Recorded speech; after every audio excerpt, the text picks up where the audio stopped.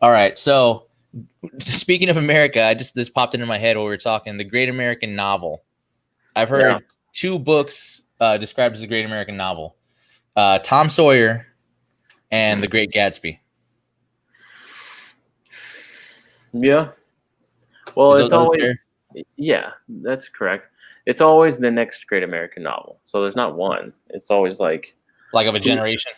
Yeah, I guess it's like he's gonna write the next Great American Novel. So it's like it's always a new one out. So what's after that? Like Catcher in the Rye? Is that in the case? Is that?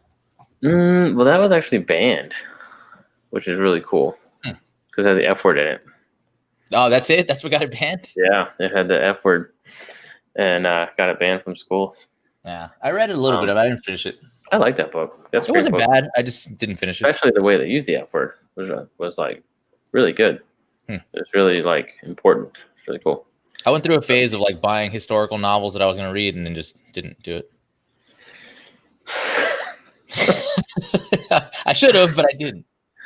Yeah, that's what everybody does. I did read Huck Finn, though. That was the one book in high school that I was like, this book is awesome. That book's about to get banned too now. I know. I bought a copy. Why? I know why. I had to explain to Maggie why. She was like, why is it going to get banned? And I was like, well, I'll tell you that word. Well, she never read it, apparently, so she didn't know about that. Oh. Now he's just Jim. Did you ever see Family Guy actually did a really funny where he's like, I thought it was your name. Hey, that is our word. Oh, man. Yeah. All right. So today we're talking about America, patriotism, and why patriotism does not equal Christianity. Right. Controversial, I know. America is not God's promised land.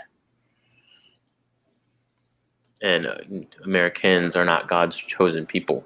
But I read that verse and it said, if we humble ourselves and pray, that he will hear from heaven and heal our land. Heal our land. Our land. John Hagee told me. This land. We should have started with the song. We should have started with Carmen's We Need God in America Again. That's a retread. We did that one. We already did that one? Yeah. Can't go to the Carmen twice. I don't remember what it was. Oh wait, so we didn't use the Carmen song. We wanna riot when all the riots were going on. No, we didn't use that one. Yeah, we used Colored People. Oh dang! Seems like a missed opportunity. Right? Carmen's got a song for everything. He does. Where's Abby? Yeah. So, she. What do you say? Taking some time off. Yeah, taking some time off. Yeah.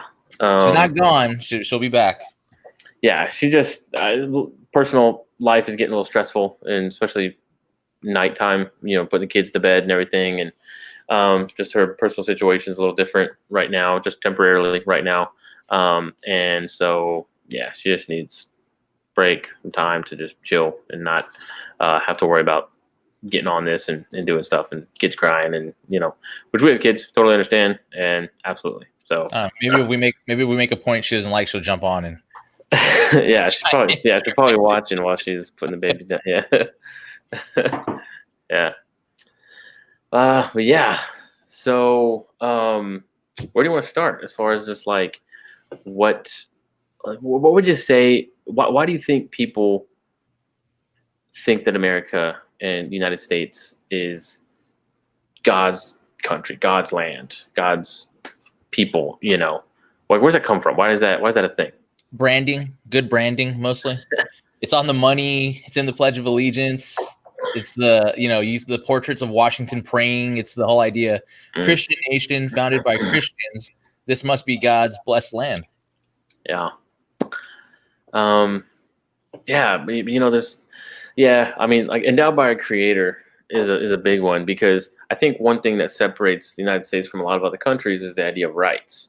Right. And the idea that rights are not created and given by a power, they are inherent, that something we have, and they're recognized and protected, right?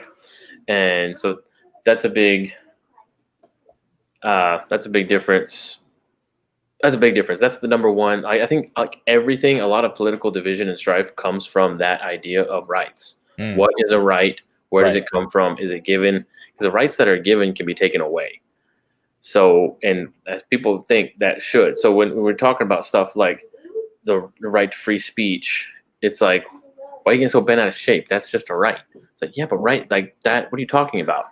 You know, that's where people get the idea of like, this is something that like God gave us, which that's something we could talk about too, as far as like life, liberty, and the pursuit of happiness. Is that a right given by those rights given by God? I mean, it Like, sounds good. right to life, I assume, but yeah, like what does that mean? You know, what does it mean? Like that we like pursuit of happiness, life, liberty, and the pursuit of happiness. Like we Well, have a right, and you know, every time I feel very weird going to God saying I have my rights. we have a covenant as far as with His people have a covenant, but human beings have certain rights. You know what I mean? right. Well, I mean, that whole thing is a matter of worldview too. Like like you said, do we have a right to the pursuit of happiness? Well, how do you define happiness and your pursuit of it? Yeah. What's your ultimate good? And that's going to change how you look at that idea. But I mean, so unalienable rights is baked into the Constitution, and the people who wrote it, they may not have all been like Trinitarian Orthodox Christians, but they all had a theistic worldview at the very least. Yeah. Like they had the idea that we were created by a God, and that gives us value. Well, Like that's so the underlying idea. that's only because that was the only game in town, right? True. Well, is that true? I mean, Darwin wasn't around yet. No, but I mean, there was other. Were there naturalistic philosophy, the godless worldviews back then? Like at all? There was deism, which is, I mean, it's kind of naturalism that God started, you know? Yeah, still God like has not the God of the Bible, but like Right. a God. A God. Yeah, and that was Thomas Jefferson, right? Mm-hmm. Who else was a deist? Oh man, I think Franklin was too. Franklin. You got a problem with Ben Franklin? Debauchery, freaking They hedonist. were, oh man, all of them were hedonists. But yeah, he was pretty bad. But Jefferson's the one who like edited his own Bible. Right. He would like chop out stuff he didn't like, and he was like, "Well, I'll read this when I like it." Yeah, that's a weird one. Just to see that there's no problem with doing that. Like, what? Okay. Yeah. So rights are a weird one because I think we have a certain. So we're all created in the image of God, and so that's where I would kind of land biblically on that. Is that all human beings are created in the image of God. We are not animals. Mm-hmm. We didn't used to be animals, and we were created by God in His image. Special. And so with that comes a certain dignity and respect and inherent dignity and for compassion and, you know, a right to compassion. I would say a right to life and right to protection. And yeah, just the ideas of justice for all human beings, not just for Christians, not just for people who believe in God or whatever, but the human being is, like has a certain inherent dignity. And so with that comes certain rights, I would say, to life and to justice and to liberty and pursuit of happiness. So I heard this recently that originally came from John Locke, the John Locke sort of creed of, and it was life, liberty, and property, right? That we have a right to is life, liberty, and property. So, and that Thomas Jefferson specifically, Dan Crenshaw talked about this. He said that Thomas Jefferson intentionally didn't put that in there, property, because black people were considered property. And he knew that if we made that a founding document, then that would be problematic for abolition. So it was actually an abolitionist move to put pursuit of happiness instead of property. Because that's the creed, life, liberty, and property. But he switched it, saying, look, we're going to, it was an abolitionist move. It was an abolitionist step, basically, to not put property and to put pursuit of happiness, to change it with something in pursuit of happiness. So, Yeah, that was. So I thought that was interesting. I've heard that before, that the idea in the Constitution was and Wilson would say the better way to end slavery was progressively, gradually, politically, as Yeah, opposed to fighting a war over it after 100 years. that killed millions of people, Yeah, including black people. yeah, Yeah, I know. That's kind of a weird one because first saying like, "Oh, we shouldn't have fought a war to end slavery." It's like, what are you talking about? Like, of course we should have. It's like, well, there could have been other ways politically, civilly to end it. Gradually, incrementally end it. well, it's kind of one of those. The modern But then idea is slavery's that, going on for longer. right, and the idea is slavery is bad, so you do whatever you have to do to end slavery. Yeah. Well, I mean, yeah, it's like the abortion argument. It's like, would we fight a civil war to end abortion? I mean, I don't think it would ever, if somebody took up arms, I guess we could. But yeah, let's talk about the new abolitionist movement against abortion and having that be, because I know like Jeff Durbin is very much not for the incrementalist Right. approach, but like Doug Wilson is, Mm-hmm. and I've never really heard them talk about that as No. far as like gradual progression of getting rid of abortion. But Jeff Durbin's not talking about fighting a war to kill Right. each other over abortion either. So I don't know, like, which I kind of don't get either, because it's almost like Jeff Durbin is taking an incrementalist approach, but with a little more outright activism, Yes, protesting in front of the abortion mills and doing that kind of thing. But he's not storming inside with his AR, trying to protect people being killed, right? Because if it was like, if people were walking 5-year-olds into that building right, to be shot, he would take up arms, right? And, I would assume. and he's saying there's no difference, right? Mm-hmm. So that was something that was kind of like I'm not disagreeing. Like, I don't want this sounds like opposition to Jeff Durbin in the abolition of abortion, which I'm not against that. I'm for that.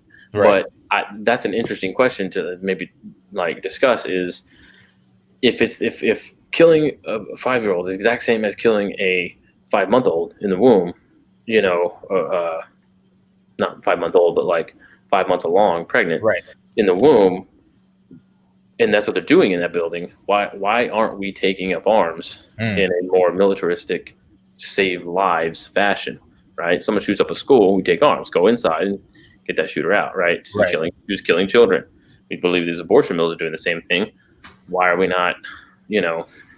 Is that an admission of some sort of difference? I think so. The way that I think he talks about not incrementalism is that it's different, because he's talking in a political sense. Yeah. In that it should just be illegal, not it should be illegal to this point, then it'll be illegal to this point, but just illegal altogether. Well, in a lot of places it is illegal still. But it still happens. Like, technically, yeah, but they're not enforcing it. Right. So, well, that's because. But again, I think Arizona is one of those states where Jeff Durbin lives, so they're doing these protests, and it's like, and he constantly quotes the law, right, the code or whatever it is to them. Mm-hmm. But it's like, okay, this is illegal. They're illegally killing children. Why are you not taking up arms and running in there? You know what I mean? And I don't know. That seems like a inconsistency, I guess. You know what I mean? Like, I just don't know how to. Which I don't want to sound, again, I don't want to sound like opposition, but like, what's the answer to that? Like, what I'd like to hear him kind of discuss that, of like, if there is no difference, maybe he acknowledges some sort of difference, but not in morality. I mean, because there is that argument of like, I heard someone, I think Ben Shapiro talked about it. Someone like was on Twitter gaining a lot of traction or something about like, this argument that crushes the pro-life side, that destroys pro-life, right? Right. And the argument it was like a scenario, right? A hypothetical scenario. And the scenario is, you're in a building and you're like in a clinic, whatever, and it's burning down, and you can only save. You see a 5-year-old is in the building, and a box of 100 viable embryos, right? And viable embryos that life, a conceived life, right? And who you can only take one. Who do you take? Take the 5-year-old, or you take the 100 viable embryos? Right. Same thing, and it saves more lives. The viable embryos, 100. You're saving 100 children's lives over one life. Over one. Right. And so that's the scenario. What do you do? And of course, the obvious answer, the monster answer, is to take the embryos and leave the 5-year-old child in the building to die. Right. Right. So, so it's like the catch-22. Like, okay, you would pick the 5-year-old, wouldn't you? And it's like, yes, I would. It's like, boom, pro-life argument squashed, because you choose the one life over the 100 lives, and that's admitting there's a difference, right? Right. So, and that was kind of weird. I was like, okay, yeah. I mean, I would take the 5-year-old kid. But I think there's more to it than just that scenario presents, because what Ben Shapiro was saying, and I agree, there's a difference between moral logic and moral instinct, right? Mm-hmm. So like the moral logic, what's morally logically consistent, is to save the 100 viable embryos. They're both equally life. So save the more life as you can, right? That's the moral logical thing to do. But you're talking about me as a human being, me with eyes and a heart, and I would take the 5-year-old. That's my moral instinct. You're asking me what I would do. You're not asking me what's morally, logically consistent, right? So you're asking me what I would do. I would take the 5-year-old, because we already know this. It's harder to kill someone you can look in the eyes, right? That's why Planned Parenthood doesn't do sonograms.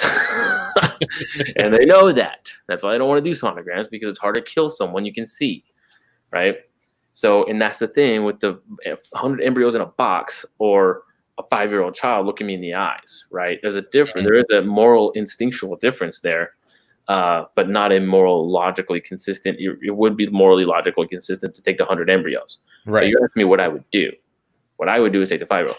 And if it was my kid over 1,000,000 viable embryos, I'd take my kid every time. If it was my kid over 100 babies, you know what I mean? Like, now we're getting into like, I love my kid more than other kids. That's not morally consistent. Okay. What are you talking about here?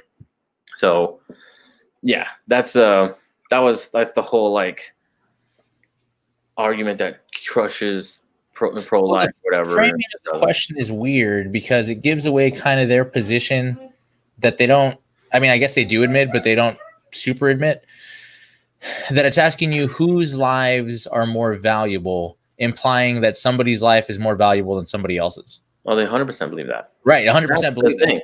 The idea of the, I don't know how we got an abortion, but the idea that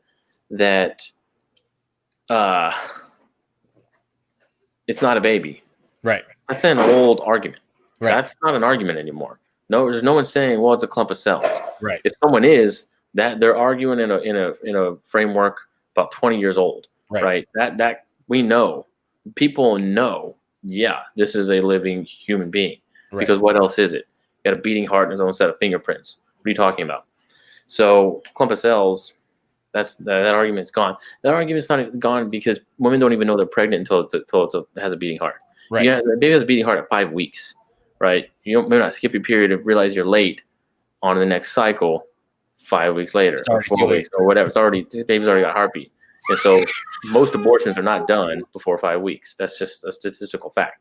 So yeah, so there's already a heartbeat. It's already got its own DNA, Right. Yeah. So the argument that there is a difference of life and some life is worth more than others. Yeah, that's the argument. That's what they're saying. I have a right to kill this life. Right. The mother has more rights. Again, it goes back to rights. Right. Who has the more rights? Who has more? Who has the bigger rights? Right. Who has the more important rights? Who has the more valuable rights? The mother. Right. It's like, the baby doesn't have rights yet because it hasn't taken a breath or whatever arbitrary checkpoint we want to put on. The new argument is personhood, the idea that you can be a human and not a person, which is crazy because it's like these are all arguments that can be super consistent with slavery.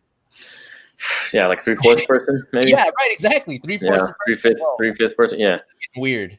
yeah. You're not full. You're not a real person. But that's it's the exact same argument. It's the it's not a person argument is the same argument that's been used For to everything. cover up for a bunch of travesties. The Holocaust. Well, they're not really people. Yeah. They're the problem. They're vermin. Right? They're vermin. They're the pests. They just need to be wiped out. Black slaves. Well, they're not really people. They can't really think like we can. It's the same old lie. It's the same old lie that people use to account for travesties over and over again. I don't think they're comfortable having that argument because I don't think anybody gives them that argument. But you can't separate abortion from its roots in eugenics. And eugenics is that idea, like, well, which people are better people? Which people are superior people? We need to breed a better people. Yeah. Right. We need to find the acceptable traits and breed them in and get rid of the less acceptable traits. Yeah. Which it seems like an anti-American idea, but I mean, abortion is seeking to be enshrined in American law at this point. Yeah. Can we establish this? That I hate this idea that if the Supreme Court makes a decision, it's the law. Yeah, people really don't understand what the Supreme Court is at all. They're not legislators. They got a bad name. I think that was the problem, calling them the Supreme Court. That sounds pretty good. Yeah, like what's the Supreme Court? I remember that. Speaking of Seinfeld, we were talking about Seinfeld earlier. That was used on Seinfeld, where Elaine had a boyfriend and he was so perfect, but he was pro-life. And so he was the villain. Yeah, so she's like, because it was something about like that was it. That was the deal breaker. Like, I can't believe it. And so, because she didn't like somebody else because they were pro-life, and they were like, well, how did your boyfriend feel about that? She's like, oh, I'm sure. We haven't talked about it, but I'm sure. And so he brought it up. She brings it up to him, and he's like, yeah. And she's like, yeah, and that's great because you're pro-life, right? Or because abort. And then he's like, one day we're gonna change that law. We're gonna change. And she's like, oh. And then they get into it. They get into a fight about it, right? They get into this debate about it. And he's like, what gives you the right to terminate that abortion? She goes, the Supreme Court gives me the right. She's like, no, they don't. They don't have that. They interpret the Constitution. They determine what are constitutional. Right. That's all the Supreme Court does. People really don't understand that. They're not giving you a new right. They're not making laws. They're not legislators. They don't enact policy and enact this is the new law of the land. They determine which laws and policies and ideas and things are constitutional. Right. And what's saying this is constitutional, this is not constitutional. And that will influence legislation and everything, but that's their job. But we're out of whack with everything too. Just the idea of executive orders. Yeah, also the president, that he just can bypass everything. Yeah, with executive order. King of America. Exactly. He gets a few. We'll give him that one. Yeah, that's crazy. But it's weird, man. Yeah, we're so far divorced from the idea of the United States now to where we are. I remember when I was in college, my history class, the first day, my professor wrote a thing on the board, a sentence, and it said, "The United States is 50 different states together forming one union." And he said, what's the problem with the sentence? And he said, well, right now there's nothing wrong with the sentence, but before the Civil War, it would have been the United States are, not the United States is. And after the Civil War, we have this monolith mentality that instead of separate states, we're one big, it's more like a corporate structure. Federalism. The president is the CEO. Yeah, right. Federalism is gone. The president is the CEO, and it just goes down from there. Wow. Yeah, and we get into this weird place where it used to be this idea that we were all just kind of agreeing to do things together. Now it's we're one. Right. Huh. That's interesting. And Wilson talked about that in Free Speech Apocalypse, which is really good. If you haven't seen it yet, it's so good. Yeah, I've seen that one. He talks about how the problem was that we had states that were new, that were where the government was older than the states. So now the states assume that they got their origin and authority from the government instead of the other way around. I'm a Texan first, and then we just became Americans. Right. And so America gave us the right to be a state, so they must be in charge of us on a federal level, as opposed to we're agreeing to these conditions, but don't get too cozy with your ability to tell us what to do. which is kind of where we are now. Now Yeah. it's like a sweeping Oh yeah. legislation and Which politics. is so crazy to think about, even Congress, like to think that somebody in California has sway over what's going to happen here. Yeah. Or somebody in Idaho can determine what's going to happen in Vermont. Like, that's insane. That's an insane idea. Well, the world's getting smaller, especially in 2020 of this, like we get on weekly, I sometimes, daily with people who are not in my state, who are not in my country. I speak on the phone, a conference call with people from India and Canada and all over Australia, for my work. So, and we can talk just like we're talking. So it's like we can run our work and do everything worldwide. So it makes it a little harder to be like, well, that's happening over there. Right. Over there, things are a lot closer and a lot more accessible. I can get there in a few hours, rather than like it took me a week to get there before, by horse and buggy. If I made it. If you probably we didn't get caught by a highwayman on the way. We can make the Rockies before winter. You can visit California. If not, then yeah, that's crazy, man. I think we forget that too, like the difficulty that it took to set up. When we were talking about the idea of Columbus statue, we were talking about this before we got on, about Columbus statue here in town being torn down and then changing the name of the park after him and all that. We have this weird idea now. I think the problem is previous generations had this sort of like apotheosis of the explorers and the founding fathers, that they were these great men. Like George Washington was a saint. He was an American saint. Like, we couldn't look at him as a real person who had flaws. He was a saint. Yeah. He did great things. And then this next generation is like, oh, but he owned slaves. That's a bad thing. Yeah. And they can't, neither side can differentiate. Like, he has to be perfect or he has to be evil.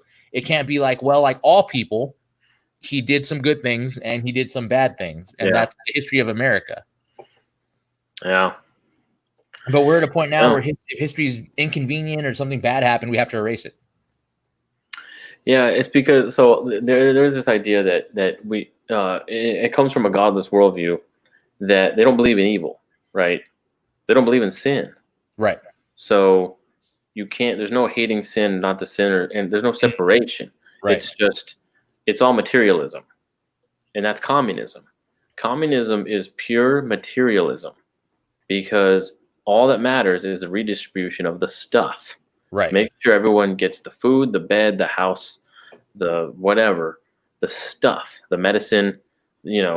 That's what matters. There's no aspect of, well, what does this do for your soul? What does this do for your mind? Like, what is this?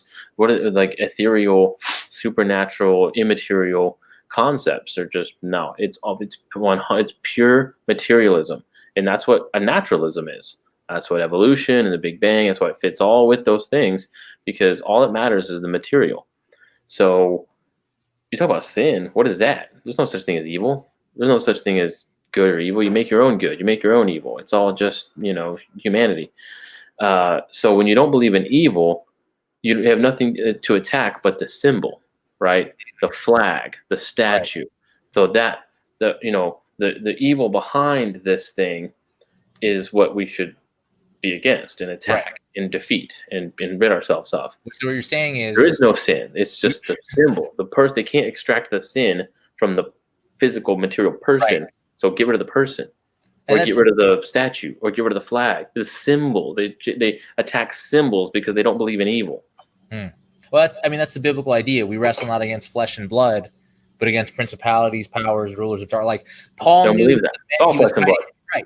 Right, exactly. It's all material. It's all stuff. If I can't touch it, it's not real. Yes. Except for some reason, rights are real and dignity is but real. But they're not. They can be given and taken, and they're this arbitrary thing. Yeah. Remember Aaron Ross? I do remember.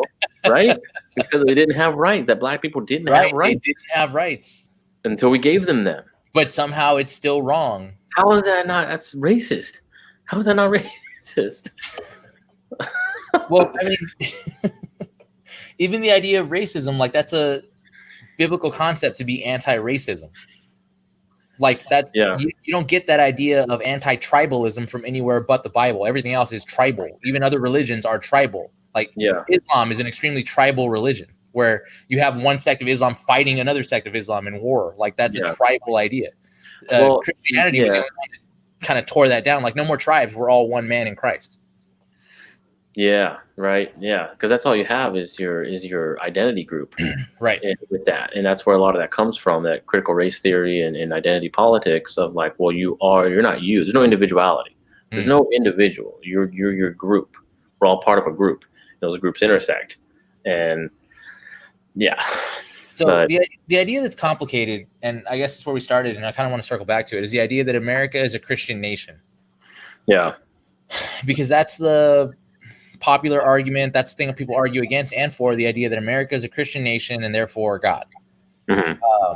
I think the mistake is categories there, and that America wasn't a Christian nation, but it was founded by people who had a biblical worldview, which is not the same thing. Yeah, they had a godly, right, as opposed to godless, godly worldview, God involved, right, worldview of rights and morality and justice, and these things were not just something created by a bunch of smart people. We kind of just thought them up as we create philosophy or whatever, but that they were there. They were real things. Kind of like we don't create reason. We use reason. It just exists. Yeah, it just exists. And that's morality. That's justice, and that's God. Who said it about like these laws or this Constitution is only fit for a moral and religious nation or some moral religious people? It was John Adams. John Adams, yeah, it was John Adams said that. Yeah, about like this stuff only works for if you believe in a God. If you believe it, there's something called morality. There's something called justice. If that's just changing with the generation, then who knows what we're gonna have in 20 years, 50 years, whatever. I don't think they could fathom like the world we live in now. Yeah, I think they took a lot for granted. I think they did take a lot. The founders took a lot for granted, but just like, oh, well, that's not my truth. Like, what are you talking about? Yeah, like they wouldn't even know how to like, I think, respond to like this postmodern idea of evil and sin and right and justice and good, and it was just like, well, yeah, that's what it is. Those things exist. It wasn't. I don't know. Maybe they did. Maybe there was some like sort of postmodern anti-truth. You right, you do you kind of. I can't fathom that existed. Like that kind of person would ever be given a platform or taken seriously in any way. Robespierre and like Jean-Jacques Rousseau of like the French Revolution and stuff. Like that's kind of where that came from. That's where left and right came from. Was like the left of their I forget what it was. It was in the French Revolutions where the ideas of left and right, political left and right, came from, and the political left was that Marxist sort of idea. It wasn't called Marxism, I don't think, but it was that leftist idea of like communism, the proletariat against the bourgeois. That's so I don't, and there's no God in that, right? Wasn't one of their slogans like the last king was strangled with the intestines of the last priest or something, and they made their own religion to reason, right? French Revolution was insane. I want to read more about it. Like a lot of stuff I've just kind of picked up peripherally, but I want to really like do a deep dive on the French Revolution, because what I have read of it is just bad stuff. I mean, they just killed everyone. I mean, Robespierre was like one of the first people at the guillotine. He was like the leader. Right. Well, I mean, that's how it happens, right? The people who helped set up the communist revolution in Russia were some of the first ones to go when they were inconvenient. Yeah, the useful idiots. Right. Yeah, that's the mob. That's the woke mob we see now. I love the photographic doctoring they used to do in Russia when they had to airbrush people out, and you just see like slowly people disappearing. Did you hear the briefing with Albert Mueller was talking about that recently? He's talking about statues and erasing history and stuff, and how those are the limits. Well, there's no limiting principles to the woke left mob. Right. So it's just go further, go further, go further. There's no, well, this far, no further, right? This much and no further. There's nothing about that. There's no rule. So Czechoslovakia took that, or the Czech Republic at the time, I guess. Now it took that to the extreme of deleting people, and the Soviet Union deleted people from photographs. They scrubbed them out. They'll be like, he's talking about like how there'd be an extra hand in a group handshake. There would, and there'd be like a floating Russian fur hat. Like, oh, that's amazing. and it's like, what's that? It's like, But I mean, that's what we're doing now. We're doing that you now. can track down all the photos because they had encyclopedias. So Right. like in the next volume of encyclopedias, you see that extra hand. Right. We have Wikipedia gets changed every day now, so you couldn't really be a little harder to do something like that now. But yeah, they tried to do that. I mean, we're doing that now in history with like, oh, we can't talk about Columbus, we can't celebrate him. It's Indigenous Peoples Day. We erase his name. We don't talk about him. So the counter to that is, well, no, we're not erasing history. We're taking it out of the streets, right? And we're well, they're not. They're destroying it. But if they're saying you can never make a statue of Columbus, or that you can't move a statue of Columbus, move him to a museum, because these Confederate statues to a museum, and like hide them, which I think a lot of Confederate, the argument for Confederate statues, I think is good because they were erected many, many years ago as a kind of middle finger to Black people and of like, oh man, we tried to do it or something, or like a middle finger to the Union even of like, he's still a good man, it's still or whatever, but yeah. But then there's also like the idea that kind of honoring worthy foes, I guess. You ever read Invincible? No. So was that Zamperini? Oh, it was Kirkman and Ryan Otley. Invincible. Oh, okay. Invincible. A comic. Oh, the comic. I thought you were talking about a book. No. But no, also I haven't read the book. I'm talking about comics. Comic books are books. As a big book advocate, I will say comics are books. Illustrated novels. Comics are literature. Some comics are literature. That's why some books are literature, and some books are not. Right? Some comics are literature, some are not. We had that argument in my English class in college if Stephen King counted as literature. You can't end all your books the same exact way and be literature. He always ends up with a big explosion of some kind or some kind. Because he writes himself into a corner. It's the only way to finish. Like, it just blew up. That was the story about the Stand when he kills the Deus Ex Machina, literally. He wrote himself into a corner and was like, I got to end it somehow. God showed up. The whole everything was meaningless. Like, okay. That's a good Calvinist story, though. The Stand. Of that being like kind of like God's sovereignty over like, the saints and the good people fighting in the war and everything, and it's like at the end God just shows up and like sets everything right. And it's like it's Calvinism, like that's kind of what we do, I guess. But anyway, yeah, the comic Invincible, the big bad villain, he fought this tiger guy who was also he wasn't necessarily a good guy. He's kind of a Boba Fett character, but he was like a worthy foe. And it was very like Roman Coliseum, kind of like, I'm the champion and no one is as strong as me. And, it's basically a Superman character or like a Super Saiyan. So Invincible basically is what if Peter Parker was Superman? Right. With Mark Grayson as this young boy who has powers of Superman, but he's a teenager with teenage problems and life on Earth, and with a like kind of Dragon Ball Z plot where his father was sent to Earth to conquer it. Right. And then, but ended up starting like a Justice League on Earth and stuff and didn't conquer it. And then the Vegeta character kind of comes and is like, why haven't you destroyed this planet yet? So good. And he's like, oh, yeah, I have to destroy the planet. So then he turns evil and it's awesome. Freaking Invincible is like one of the best comics ever. It's like the comics' best kept secret. It's amazing. And but anyway, so that Vegeta character, that evil bad guy, is like fights this other Tiger Man thing, and it's like his only worthy foe. It's like the only one who could like go toe to toe with him, and like they get this crazy epic battle and stuff. Finally, after a long like story arc, leads up to this big battle, and he finally fights him, and he kills him. Well, then he spends the rest of the comic with this Tiger Man, because like the head of a tiger, and like there's like Superman, but like a head of a white tiger. And so the bad guy, I forget his name. I forget the bad guy's name. He spends the rest of the comic with it like a shawl, like how the Romans did with like a lion head kind of thing, or whatever.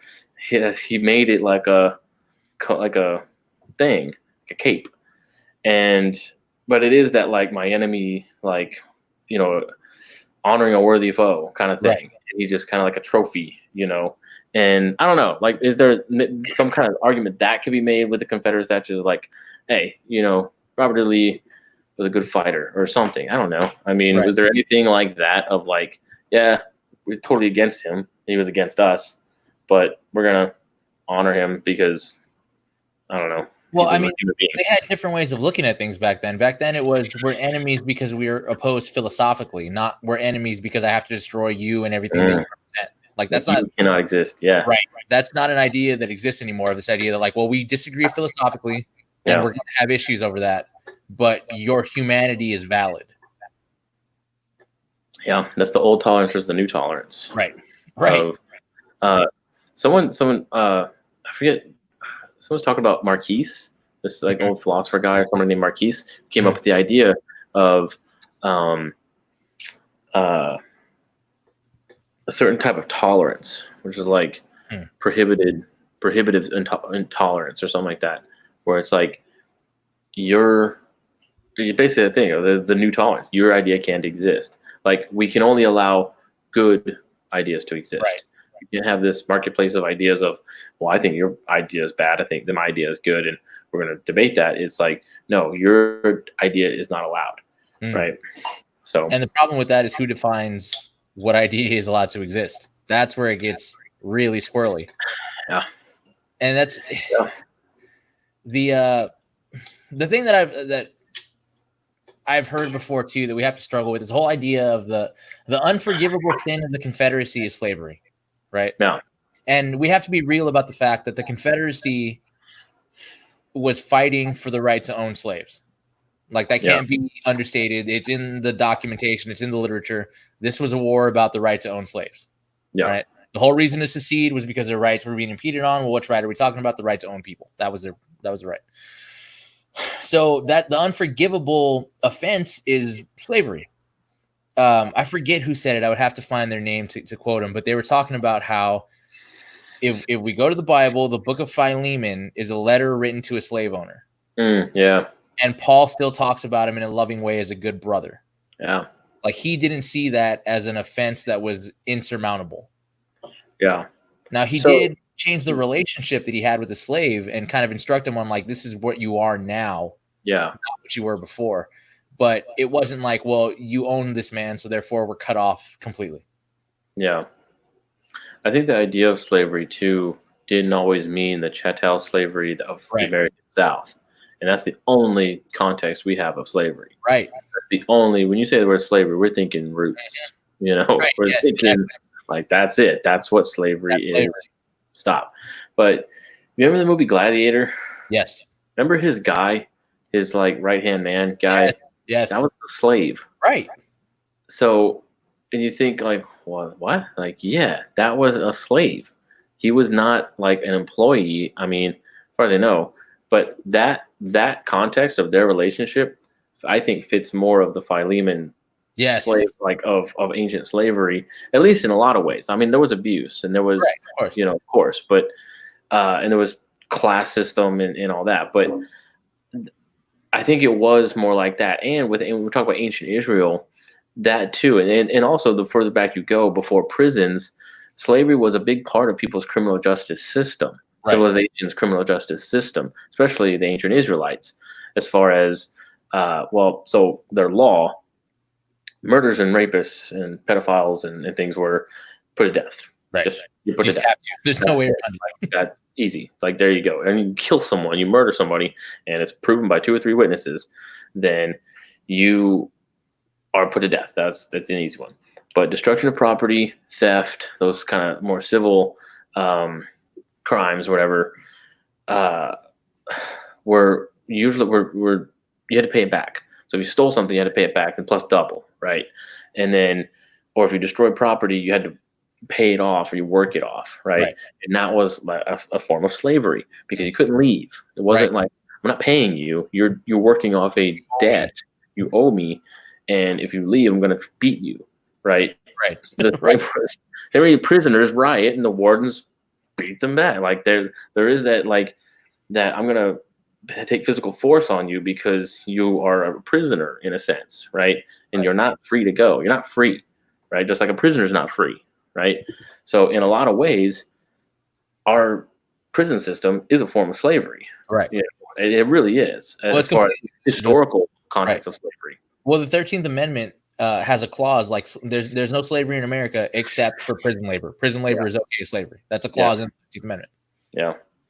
Yeah, and that's, I think, what we're seeing a lot of, and disproportionately, again, against Black people in being incarcerated in prison and having that be a form of prison, which I think is not, it sounds like, oh, isn't that what you just said? No, it's not, because you have murderers in there, and you have there's the big difference between like the slavery of today's prison system and the slavery of like ancient Israel criminal as part of their criminal justice system was there's no restitution between the offender and the victim. There's no restitution of like, I'm paying you back, and that's bringing community back between us, right? It's, oh, you're locked up. Oh, you had a gram of weed on you. We're locking you up and caging you like an animal. You can't work. You can't learn a skill. You can't do any of these other things. We're just going to lock you up and just keep you alive on the taxpayer dime. So now we have to pay for someone else's situation of like, well, he stole his car. What does that have to do with me?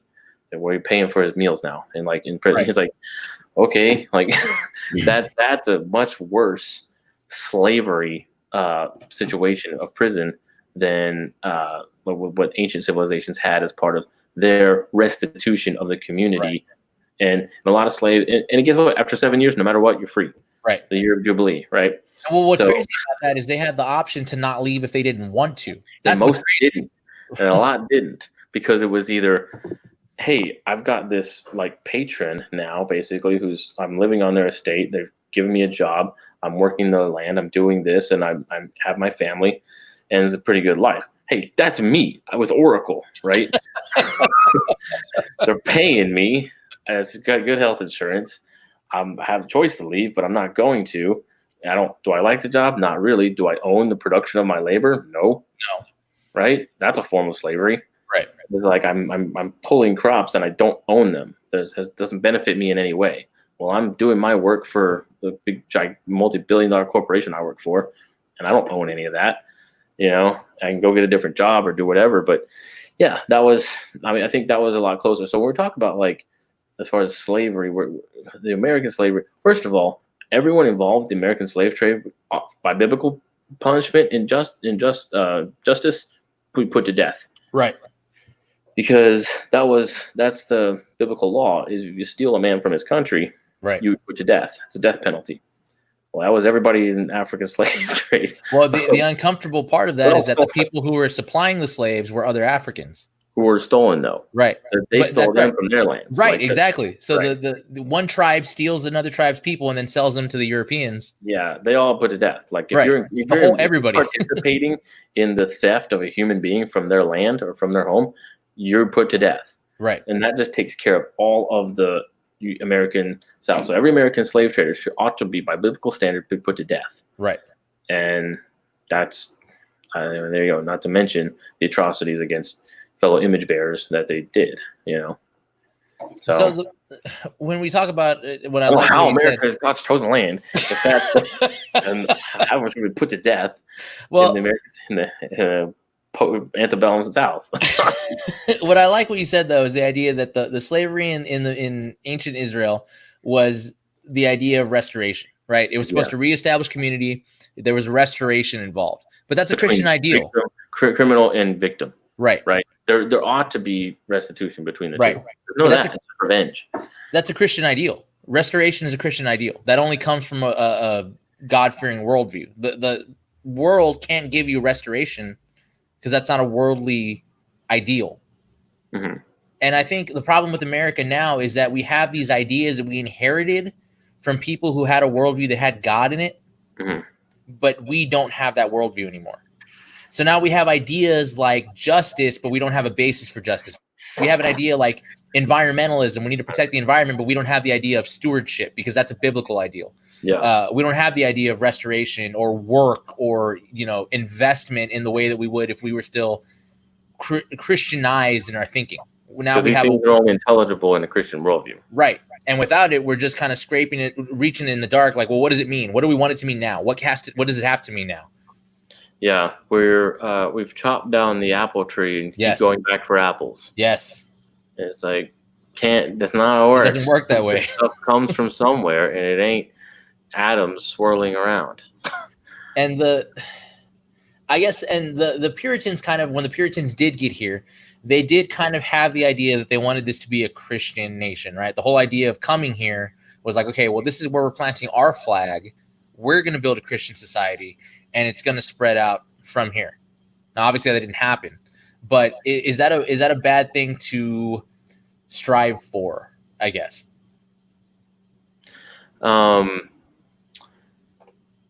No, I mean, you're scratching my post mill nerves here, but no, it's I think the idea that they came to establish the religious land had a lot to do with what the reason they were leaving Europe was religious persecution, Right. and so it was more an alleviation of that than let's start something new. Although that was there, I think there was like but I didn't think they were like, we're gonna make this a Christian land. I think it was just like, here's land and we're Christians. And we're Christians. So we're gonna like we would do this there too. We would do this anywhere, of sharing the gospel and bring the gospel to all nations. And I think that definitely part of there. But then that gets into ideas of, and this is kind of like what we're talking about. We probably could have titled this episode "Manifest Destiny," right? So there's that idea, and that's what really we're talking about here. Is like, well, God wants us to God wants. This comment kind of feeds into that. I was waiting for the right time to get into it. Yeah. The idea of like a Christian president, that would turn it around. That's all we need. Yeah. God wants a Christian president for his people. Right. God didn't even want a king for his people. Oh God. Okay, let's go on that. Hang on. Let me, yes, let's do it. But hang on. Let me get some whiskey. It's about to get deep if he's getting a whiskey. Because that's such a facet that's missed. Like, if we just had the right leader, we'd turn this all around. If we just had the right Supreme Court judges, we'd turn this all around. That's all we're missing. And we voted ourselves into a spot where we're so dependent on those people that when they don't come through, we can't do anything about it. And instead of holding their feet to the fire, we just kind of let them get away with it. The thing that's crazy to me that I was thinking about this week is how hard and how loyal people were to Supreme Justice Brett Kavanaugh when that whole thing was going on. And not to say that what was going on was okay. Like, obviously, everything about that trial was fishy. Everything about the story was inconsistent. The whole idea of repressed memories is junk science. Let me hold on a second. Very non-PC T-shirt. That's what we're talking about. I was talking about how we keep thinking that if we have the right leader, we're going to turn this around. And the thing that struck me this past couple of weeks, is with the Supreme Court. The whole idea is that, okay, if a Republican gets in office, he's going to be able to not elect, appoint conservative judges, right? Yeah. And that was what happened with Kavanaugh, and we fought like so hard. It was split down the middle, Brett Kavanaugh. And granted, the whole thing that happened with him was a kangaroo court. Like, the whole story was inconsistent. Everything was just, it was to keep him, it was political. It was politically motivated. Yeah. It was a hit job.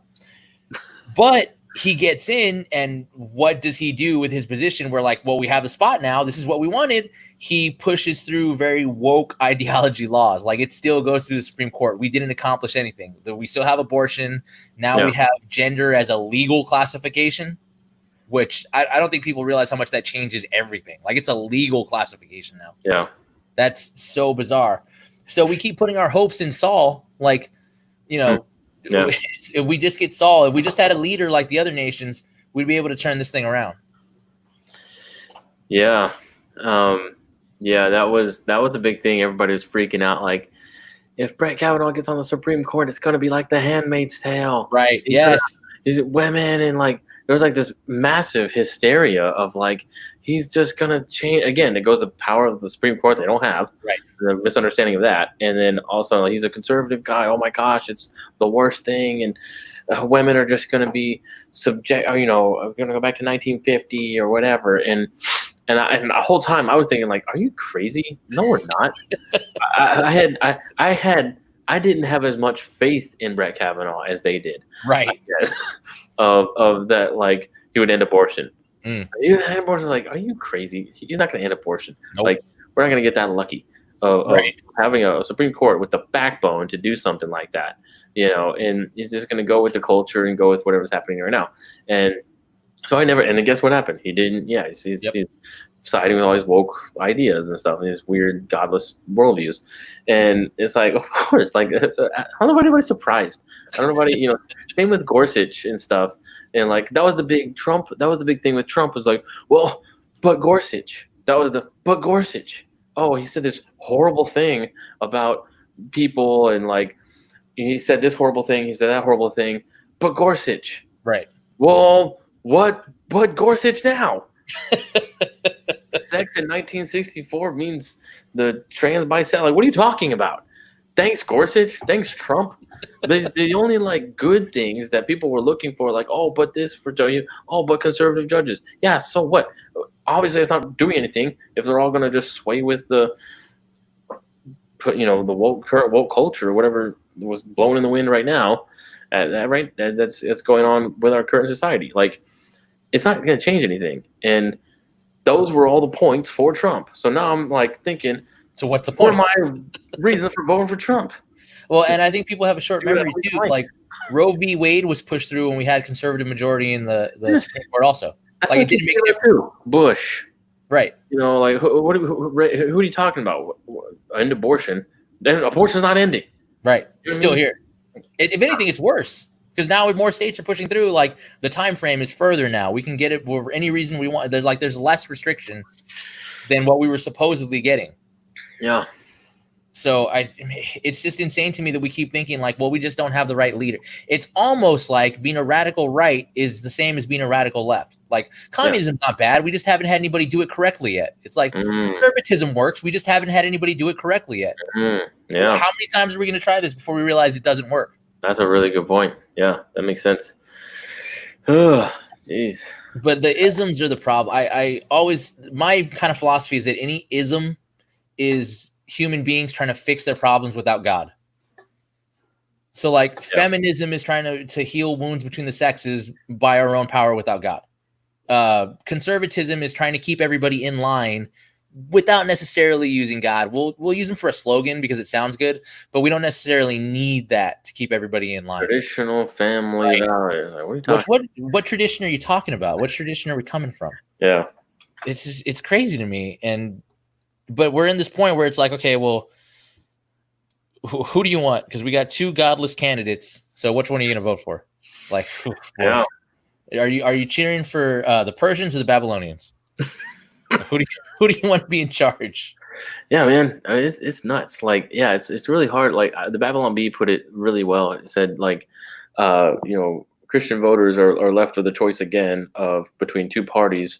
One that mocks and pretends to stand for your values, and one that denies them outright. It is true. It's like you have the Republican conservative right, and it's like, well, some things that they're saying sound like they line up with my biblical worldview, and some things that they say they believe and think line up with my worldview, but they don't do anything. Right. What are they doing that actually is pointing legislation and policy and things towards a biblical worldview? Right. Not much, and then the left just outright denies them. Just outright like the Bible's bad. Like, okay. Yeah. One had Trump hold up a Bible he's never freaking read, and then the other one is throwing the Bible in the trash. It's like, great. Well, the moment that cinched it for me was during the first election, when he got elected. Jerry Falwell Jr. and Liberty University were like all in. This was their guy. And it cracked me up to see a picture online of Jerry Falwell posing with the president, or not, well, now the president, but at the time, the Republican nominee, Donald Trump, and his wife at their house. And in the background, you can see the cover when his wife was on Playboy. Like the conservative Christian is like, yes, this is our guy. Yeah. Like, oh my good. Could you be any more of a jabroni? And like, jabroni. It's the Stockholm syndrome. It's like they've taken your cause to get votes, but you've learned to love it. Yeah. It's insane. Yeah, it's almost like what Democrats do with black people. Yes. It's almost as if they're two sides of the same coin. Yeah, it's like we're gonna help you and we believe the things that you are fighting for and equality and bring money to the inner city and help your situation or whatever. And it's like, where is that? Yeah. When is I that mean, going on? poor minorities have been voting Democrat for decades, and they're still poor and still Nothing's changed. nothing's changed for them. I feel like we're the same way with this religious right Yes. Republicans. It's like nothing changing. There's still abortion. There's still I mean, how many people? but that's because we're not. It's not going to come from a political party. That's Right. what people are looking for. Yes. True biblical moral change in our culture, and they're trying to do it through legislation and policy, Mm. and through the presidency and through Right. America. And my pastor talked about this on Sunday. It's really convicting because he's talking about how like we see these things that we say are not in line with a godly worldview, like Mm. Marxism and the left and these crazy things, and then we just get upset, we just get frustrated, we just get mad, we just lash out, and then a lot of our Mm. answers come from our political side or Yes. whatever that may be, and it's like that's not the Christian's response. That should not be the Christian's response, And we went through like Matthew 5, talking about like how we are the salt and light, and not to be hidden, the city on a hill, and like kind of leading the way. And that kind of that verse always remind me of the Gladiator 2. That one scene where he's talking with Marcus Aurelius, Russell Crowe, and Marcus Aurelius is asking him about like, do you believe in what we're doing? Yeah, it's Rome. We're kind of conquering and spreading our empire and stuff. Do you believe in what we're doing? Like, are we conquerors? Are we just bad people? Are we good people? And he says, and Russell Crowe says, I've seen much of the world. It is very dark. And Rome is the light. He's like, we're bringing civilization to people, right? And so they're going to the barbarians and the Goths, like all these places that are really just still in the Stone Age, still like, and bringing running water, bringing philosophy, and bringing entertain. Like that was Rome was like, look, I'm trying to help you get out of the Stone Age, and I think that's how a lot of people. I think that's how Christians should view Christianity, Right. To the world. Yes. But not through politics, Right. not through any kingdom of this world, Right. But that's the mix-up. That's where this patriotic idolatry comes from. Of like, well, we're going to show them the American way. Yes. No, we need to show them the gospel. I We mean, need sharing God with people in the Bible. That's what's crazy about we're going to talk about the Roman expansion. Let's talk about the American expansion. When we went into the Middle East under Bush, the whole idea is we're going to establish democracy. We're going to go in there. We're going to topple dictators, and we're going to establish democracy. We establish democracy, and the first thing they do is vote in dictators. Like we gave them a model of America, but we didn't change anybody's heart or mind because you can't do that through politics. Well, he'll take care of us, right? He's killing us. We keep trying the same trick, and it doesn't work anytime. Like we keep thinking, like, well, we need to introduce them to American ideals. Well, what American ideals? Divorce and abortion? Like, why are we introducing them to that? That's not helpful. Yeah. What is the American way? Right? I mean, I'm kind of afraid of the answer. Well, I think the thing that superseded everything else was the pursuit of happiness. Yeah. The pursuit of happiness is the American ideal now. Life, liberty, and the pursuit of happiness. I mean, that would be the American way, but we don't see a lot of that in America as far as like people who are truly free, in a lot of ways, as far as debt and low income, just generations of poverty and equal opportunity, equal results, equal rights, like, and that, it's hard because it's like if you're gonna, those would be the like American way, and I would believe those things are true and right and good, absolutely, but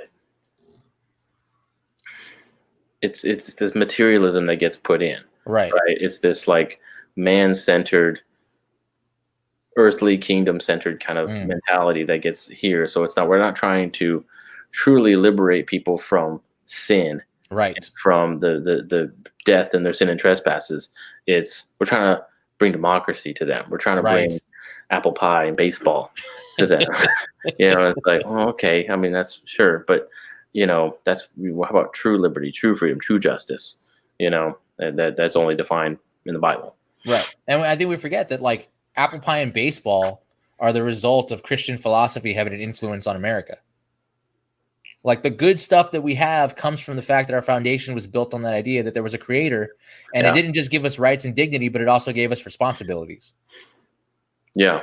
Like I had a discussion with some other people before about the right to vote and how now it's a right, but back then it was considered a privilege, and it came with responsibilities. Right. Yeah. And it still does to an extent now. If you register to vote, you have to be registered to do jury duty and the draft as well. Yeah.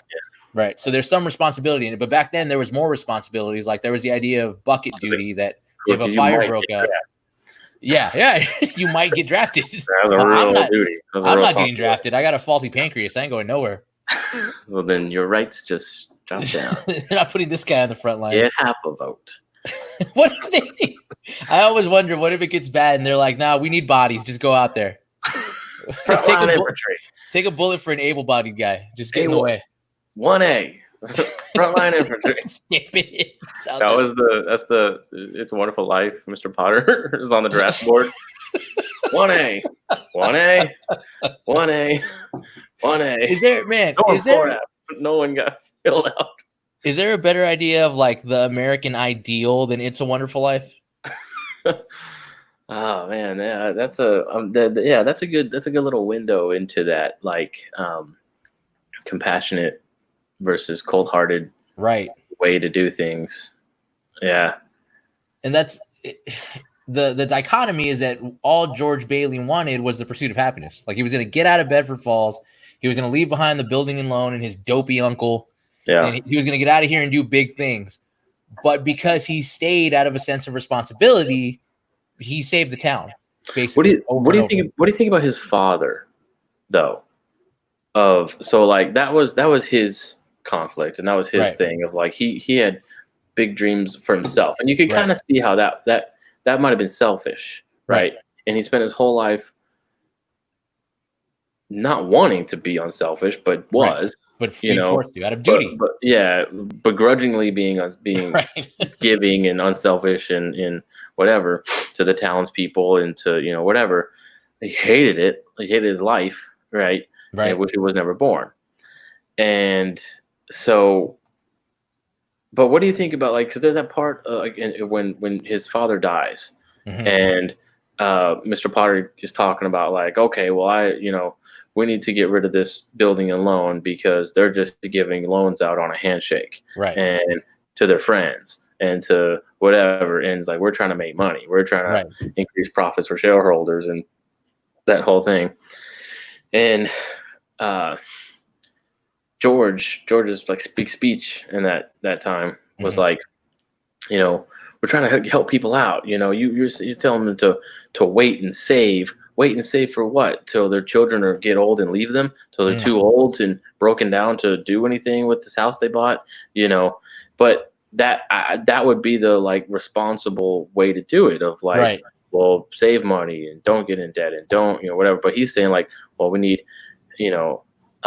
handouts or a hand up of giving somebody a loan. Maybe they can't really come through on but they're good. But they're good people. So. Kind of a wink and a nod and a handshake, and you get this loan for a house. And then Mr. Potter's thing was well, they really have no collateral at all for this loan, and he's he says this Ernie Hudson or whatever his name, he cab driver. Yeah, I do have it memorized. He's cab driver, whatever. And he's I wrote, George Bailey, I wrote that loan. He's got a good job and I can vouch for his character. He's he's a friend of yours. He's yeah. He's see, you shoot pool with somebody and you get a loan for a house. The employee here. And it's that, I wouldn't say that is necessarily a good way to do it, but that was kind of the building and loan George Bailey brothers way. And I think a lot of people have that idea too of this compassionate attitude towards those things, and like how that's the way it should. That's the American way. That's how it should be, with Right. like love and compassion and understanding and like kindness, and forget the profits. Right. It's like, oh, you misplaced $5,000 or whatever it was. You're done. Right. Right? Well, Mr. the Potter problem misplaced is, $5,000. His business isn't done. He can still right. make loans to people. And then now all of a sudden I'm the one defending Mr. Potter. And I don't, it's like, now that's Mr. Potter's the villain, the capitalist, the one who wants some sort of substantial collateral for a loan is the Right. villain. He's the ruthless He's villain. the ruthless Robert villain. Barron of Bedford Falls. When Bailey Brothers could have been done on any one of those subprime loans for that he dished out. And you know, Bailey Brothers' basic practices were basically what crashed the housing market in 08. And that sucks. Those were the villains today. But Well, they were giving loans out to Walmart workers for houses. Well, and the problem is that, oh man. So the problem is when George Bailey and his father and his uncle were giving out loans to people that they knew they couldn't pay back, it was with the idea that we're doing this because we want to do something good for you. Good people do good things. Yeah, but you can't do that. Here's the difference. Your business, if you're God, no, I get what you you're can saying. do that. And that's the thing. People think government is God. Even the religious right. Yes. Even the religious right. Both right and left have this godly view of government of like, well, they're cradle to grave. They're going to take care of me. So I got to vote for the right person who's going to take care of me. You know, and it's like that's so. There's like unlimited resources that this government has. Right. But the difference is that the loans that were given out that caused the housing crisis were intended to be predatory. Like, I don't care if you don't make the payment. I'll take the hit because I'm going to get your stuff back. Well, yeah, there was the problem with that was that the bank got subsidized and like got money for writing a loan. Right. Right. So it's like, all beneficial. That's what we're going to be doing all day. Right. Writing loans. Right. You know, but the problem also too with that was I think they were allowed to make crap loans prime. They were made like subprime loans prime. And that wasn't necessarily all their fault. And that was the thing too with the banks is that, so say Wells Fargo doesn't give a loan or JP Morgan, whatever, like one of the banks doesn't give a loan for a home loan because they're subprime. And it's like, look, we've studied your income. You're a waitress. You have no collateral, nothing down, no down payment. Like, we can't give you this loan, unfortunately, right? You know, and that's unfortunate for us because we don't get the subsidies for the loans or whatever. We don't get the money for these loans, right? Right. Well, that person says, okay, thanks, goes down to Chase, and Chase does it. Right. And they get the money from the government, and they get their business grows, right? And JP Morgan or you know, Wells Fargo, whoever is like, well, what the heck? Like, that's a subprime situation. I did the right thing, but now I don't have money. Right. Chase did the wrong thing and gave out this loan, and they have money. Mm-hmm. They got money. So what are you going to do if you're Wells Fargo? It's like, if they don't do it here, they're going to do it there. So I might as well grow my business. It's like everybody roiding out. You know, it's like, oh, I'm going to say no to steroids, but you know, the guy on the hitter on the other baseball team is doing roids, and no one's batting an eye, and he's hitting home runs, and it's like, well, what the heck? If everybody's roiding out, I'm going to do it. You know what I mean? Which is why I'm in favor of everybody roiding out in sports. Everybody do it. It's everybody's juicing. Why can't I juice? Right? I got my morality, my principles. A lot of good that's doing me. Whatever. Right? Well, the problem is the financial situation. Financial view. You know, it's like and that's what led to that was all those things. But the problem is the presupposition at the bottom that the government is thinking if we help these people, they will do good with the help that we're giving them. Yeah. As opposed to the people are born inherently good. Right, exactly. That's the problem. The idea that if we give you something, you're going to do something good with it. Well, not necessarily, and more than likely not. Yeah. I remember going to Walmart when the government announced that they were doing the stimulus checks for all of this stuff going on. Everyone's getting their $1,200. Yeah. And Walmart was restocking all the TVs Like they were out of other stuff, but they were like, we know they're going to be here and they're going to be picking up these TVs, so we're stocking up. And they were right. Yeah. The first thing people did with their money after getting unemployed was go blow it on TVs and stuff because we're not responsible as people. That's what we do. I saw a picture of a baby tiger, and it was like, I'm gonna name him Stimulus. Tiger King was that? It's the problem with socialism, and I think libertarianism at the same time. Is this idea that if you let people govern themselves, they'll do good, or if you give people what they need, they'll do good with it. Well, I think the libertarian view is like you let people govern themselves. I don't give a crap what they do. Like if they want to shoot heroin under a bridge, that's their prerogative. Like, which sounds so uncaring, like unloving. Yeah, but Ayn Rand, like, right. super. I'm not here to help anybody. I'm just here to get by. Yeah, there's no responsibility to help anyone. Right. It's like, oh, that's not true. That's not. Did you ever? Correct. I never read Atlas Shrugged, but because it's like 12,000. I never had 3 months to set aside to read a book. I know. They did a movie. Yeah, someone. I think. Oh no, that was something else. Cloud Atlas. That was. No, I haven't seen that, but I really want to see that. That's the. Oh really? Yeah, it's a Wachowski movie. And Tom Hanks is in it. Yeah.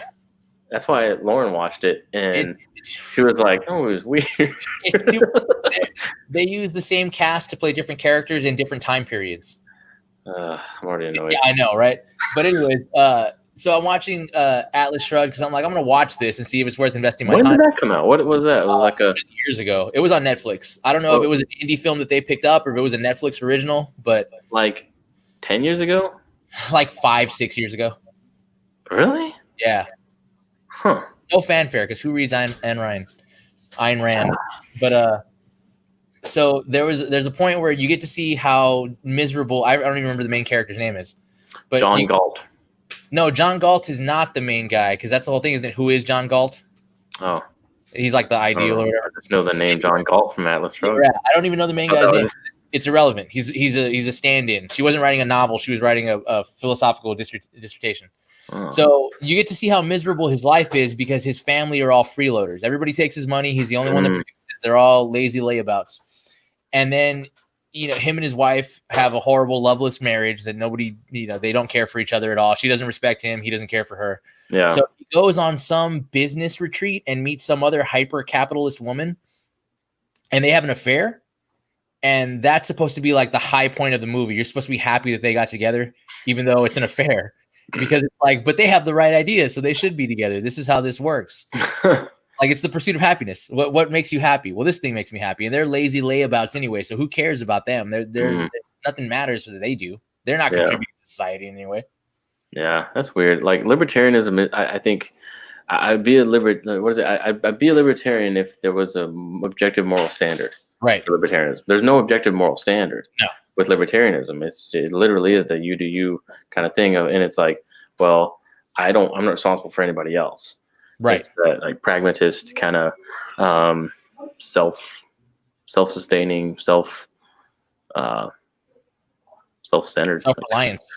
Yeah, self-reliance, but like that's it. Like that's it. I don't have a responsibility to care for my neighbor, which is an anti-Christian idea. Well, I mean, I feel like libertarians let's take them to Judges and we'll see how that works out. Like the Book of Judges is an argument against libertarianism. Yeah, because of the objective moral standard. It's like right. Everybody did what was accountable to this. Yeah. It's crazy. But so we're both post-millennial. So we don't think the government's going to save us in any way that's tangible. They may do good things, but inevitably they're going to take some steps backwards because they're still people at the end of the day. They're just faulty, sinful people who are going to make faulty, sinful decisions. That's just the reality of the situation. Yeah. So part of me had this conversation with somebody this week. We were talking about, I have a worry that post-millennialism is going to fall into the same trap as premillennial dispensationalism. How? Where premillennial dispensationalism has the idea that why would we do anything about the world? We're just going to get taken away and it's going to be destroyed. My worry is that post-millennialism will have the idea of like, well, why do I need to fight these social things? We've already won. We know God wins in the end. So they don't, how do I say this? They don't want to fight for things like freedom of speech or things like that, because it's like, well, America doesn't matter. If America gets destroyed, the kingdom of God still advances, which is true. But I think it can lead to a kind of inactivity in that way. Yeah, it's hard to have not putting your hope in, not putting your faith in. It's fun with God. It's been like that for a while. Just come back very soon. Well, I don't know about very soon, but back it up. Yeah. Yeah, it's hard for like the idea of like I'm not gonna put my faith and hope in the government and apathy. Right. Like that is you don't wanna you shouldn't be completely like uninvolved because like what do you think about people say like well Christians just shouldn't be involved with government. But I think that's insane. Why? Because how do you get to complain about the government doesn't do things that honor God and then say I'm not going to get involved in government even though I don't honor complain. God. Don't complain. Just it's that apathy of like, well, it's just a dirt pile on both sides. So I'm gonna just love Jesus and preach the gospel. Just preach the gospel and forget the country. Right, exactly. Which is I think that's the danger that postmillennialism can head towards. Yeah, but at the same time, all the postmillennial people we follow are not apathetic towards government politics stuff. Only a few people in the country, Yeah, but who do you like? I'm trying to think of a post-mill, like prominent post-mill voice or person that is kind of like in the intellectual conversation that isn't involved or like very interested in in politics and government.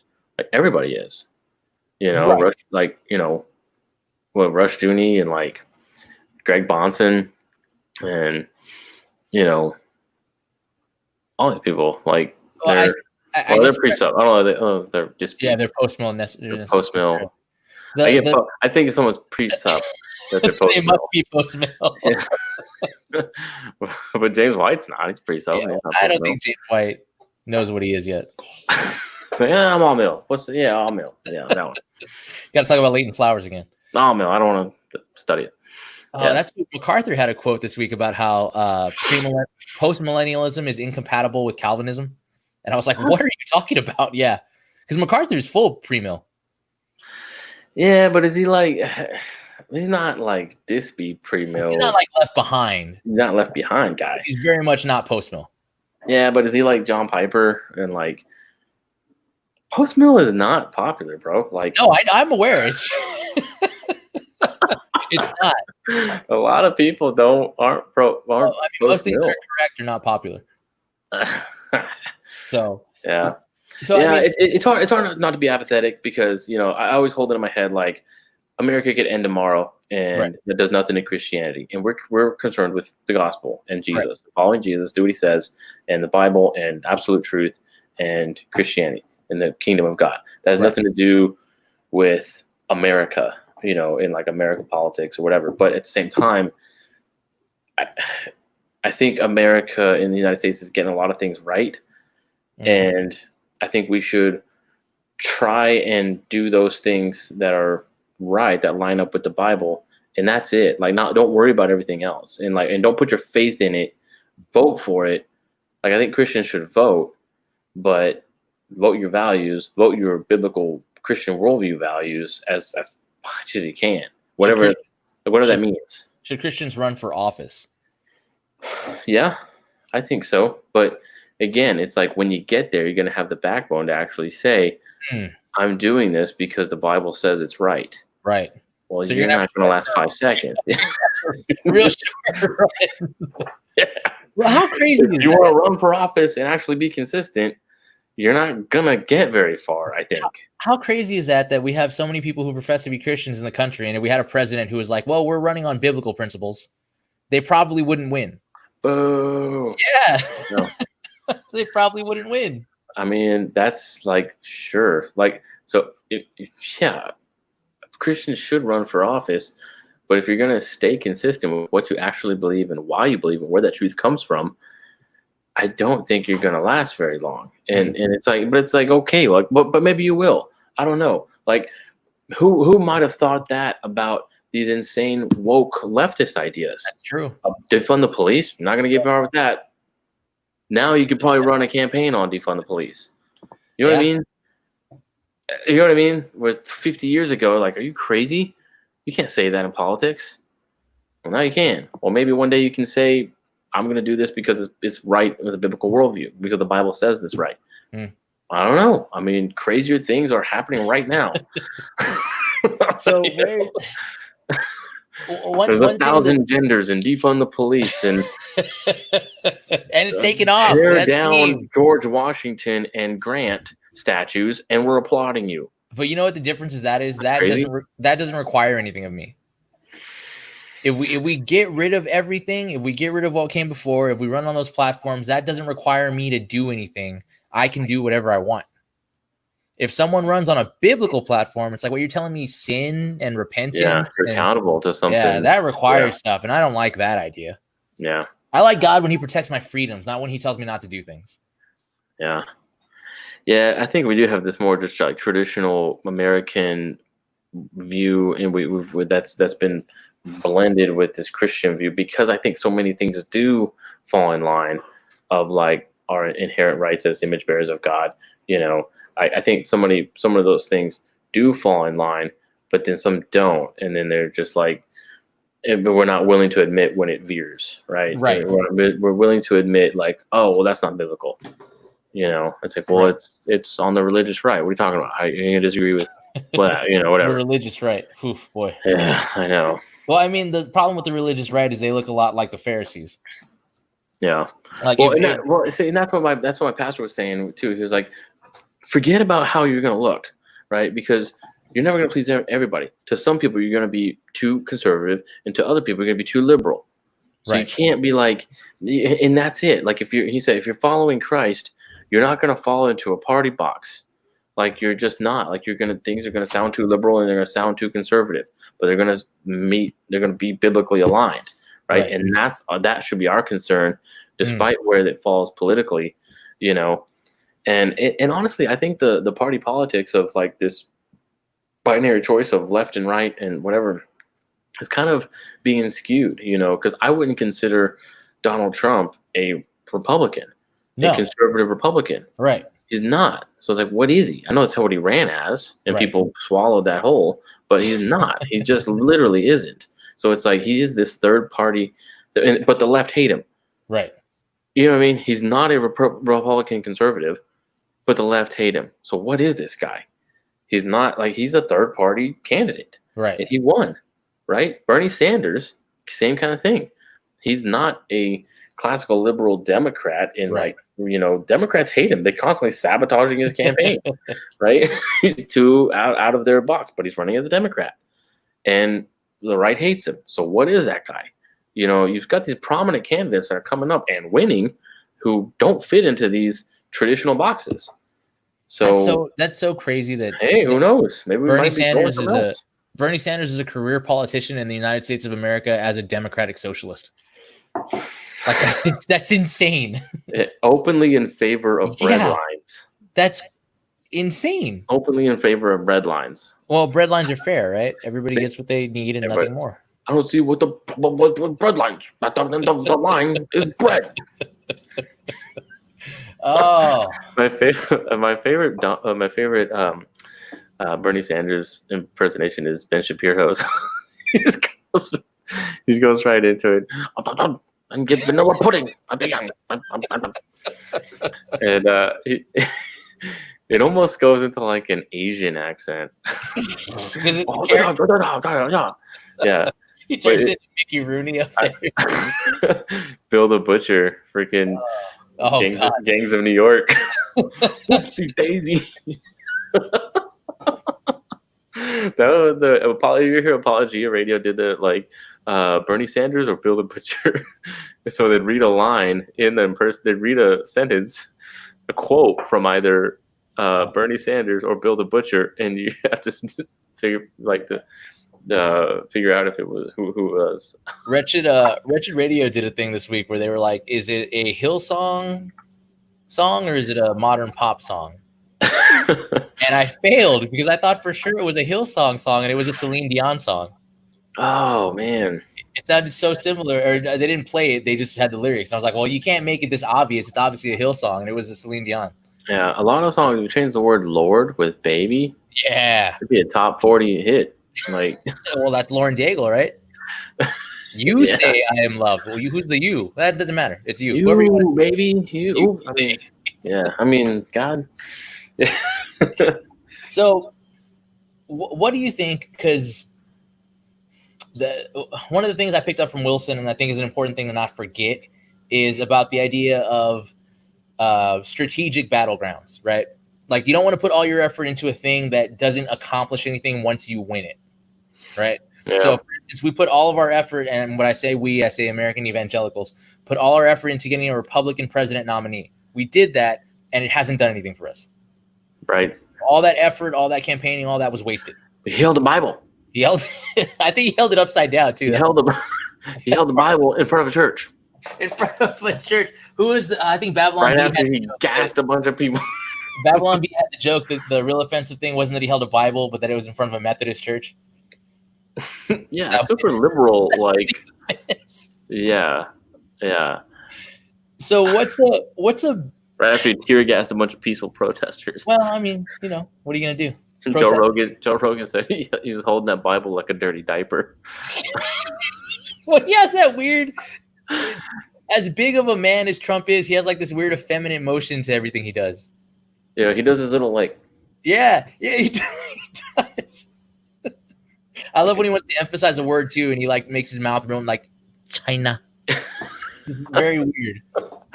Call it China virus because it comes from China. And then he walks away like, thank you. So good. China. Have you seen that meme where it's like they distorted his face, where it's just like a giant Trump face and eyes and a mouth in front of it? It's like it just says China. I'll have to send it to you. It's like this weird distorted face where it's just all face, two eyes, and a mouth. It just says China. Sometimes I love that he exists, and then sometimes I remember he's in charge of everything. Oh, he's a cartoon character. He is that wrestling kayfabe. Like there's a kayfabe going on, right? You talk about kayfabe. Yeah, with this president, there's a little bit of like for sure. He's kayfabe all the time. The problem is he's living the gimmick. That's the problem. Can you describe kayfabe? Like, so kayfabe is the idea that there's reality. But whenever the camera's on or anyone is watching, you're in character. How is that not Donald Trump? That's exactly what he is. I'm probably off camera. No, for sure. That's the problem. He's living the gimmick. He took it too far. Living the kayfabe. He's Ric Flair at this point, and it's just sad. Woo! 70 years old. Oh, man. So politics has proven to be an unprofitable battleground for the time being. Maybe in a couple of years it'll change, but as of now, it didn't help. So, strategically speaking, what's a better battleground to focus our efforts on? The hearts and minds of people. Mm. I mean, honestly, like, I think we should be more concerned where people's hearts and minds are in a godly worldview. It shouldn't be. I think, and maybe this is why I like apologetics and stuff so much, because it isn't about your political idea versus political idea, because ultimately they both lead to man and materialism and those kind of principles and things. It should be worldview versus worldview, and seeing what makes these things intelligible: liberty, freedom, justice, morality, love, reason. What makes these things intelligible? Because we could talk about them all day from our different political camps or whatever. But if we're just talking about man-made conventions or whatever of the times, then what are we talking about? We're not talking about anything. We're talking about something that's just going to blow in the wind, change 5 years from now. Right? But if we're talking about what makes these things mean anything, well, that only comes from a Christian, biblical, godly worldview. And that can be proven, and that can be shown, and that can be demonstrated. I think it is demonstrated by how everyone lives their life. They don't live as if these things are just conventions.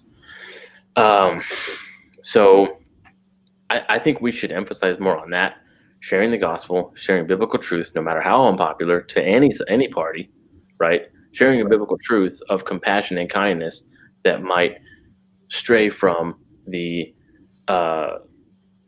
profit margins of capitalist philosophy, right?